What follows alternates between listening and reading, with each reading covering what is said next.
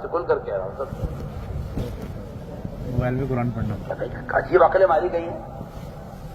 اسی میں ننگی فلمیں، اسی میں ننگی تصویریں، اسی میں قرآن. سوچی تو صحیح آپ کہاں سے یہ بدعت چلی ہے، کہاں سے یہ حرکت شروع کی ہے. اپنے باپ کی تصویر آپ قرآن میں نہیں رکھ سکتے. آپ کا باپ ہے، اللہ کے ہم اس کا مقام ہے، آج کا بھی مقام ہے. آپ برا سمجھتے ہیں کہ باپ کی تصویر قرآن میں لگائی جائے. آپ اتنی ننگی گندی تصویروں میں قرآن رکھے ہوئے ہیں. سوچیے آپ، کوئی عید آ جائے، کوئی اشتہار آ جائے، کچھ بھی آ جائے، میں کہتا ہوں کچھ بھی نہ آئے، جس اسکرین پر سارا گند آ رہا ہے اس پر آپ قرآن پڑھنے کو کہہ رہے ہیں، کوئی حرج نہیں ہے. میں تو سمجھتا ہوں کہ دلوں سے قرآن کی عظمت ختم ہو چکی ہے تو کوئی حرج نہیں. جو چاہیں جہاں چاہیں جو چاہیں کریں، جہاں چاہیں سر پھوڑیں. سیدھی بات ہے. کیا مصیبت پڑی ہے، کیا عذاب آیا ہے. ارے آپ قرآن لے کے بیٹھے ہوئے ہیں بس میں، ٹرین میں، ہر مسلمان دیکھ رہا ہے قرآن پڑھ رہے ہیں. آپ کا قرآن پڑھنا سب کے لیے قرآن کی عملی دعوت بن رہا ہے. آپ مسجد موبائل لے کے بیٹھے ہوئے قرآن پڑھ رہے ہیں، لوگ کہہ رہے ہیں دیکھو مسجد موبائل لے کے بیٹھا ہوا ہے. کوئی عالم حرکت کرے گا تو لوگ بھی نکال لیں گے موبائل کہ اچھا یہ بھی ہے موبائل دیکھ رہا عالم صاحب، ہر ایک بیچارہ قرآن پڑھ رہا ہے.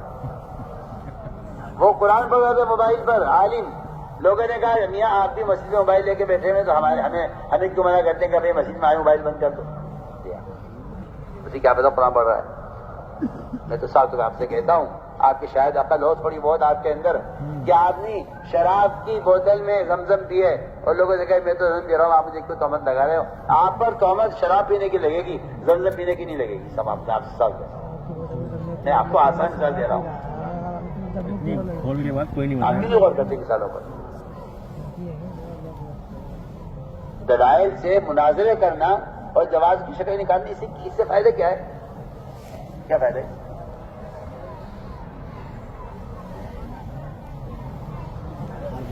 میں بہت تاکید سے کہہ رہا ہوں، آپ ٹرین میں ہو یا بس میں ہو، آپ سفر میں ہو یا گھر میں ہو، آپ قرآن کھول کر دیکھ کر پڑھیے. اس کے علاوہ اور کوئی طریقہ قرآن کی تلاوت کا نہیں ہے. قادسیہ کی جنگ میں صحابہ نے قرآن ساتھ رکھا ہوا تھا میدان قتال میں. اللہ نے قرآن کی وجہ سے مدد کی ہے.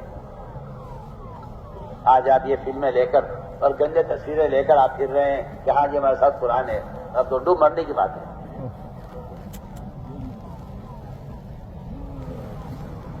اور قرآن کی کو دیکھ کر پڑھنا نہ فرض ہے نہ واجب ہے.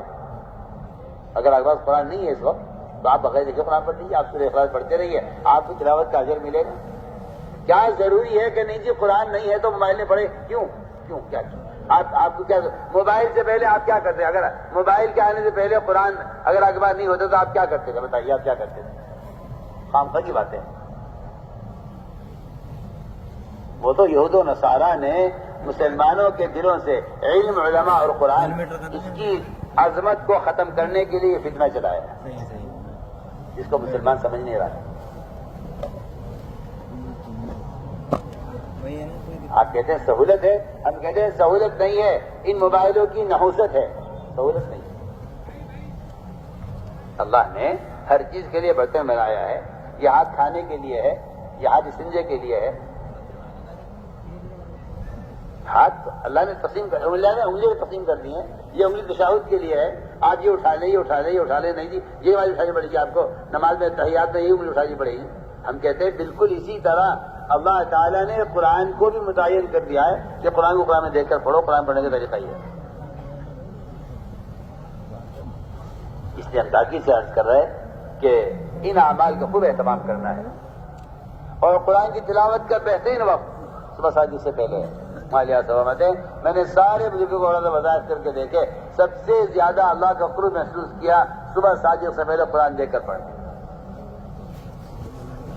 اس طرح ہمیں ان اذکار کا عمل کا اہتمام کرنا ہے.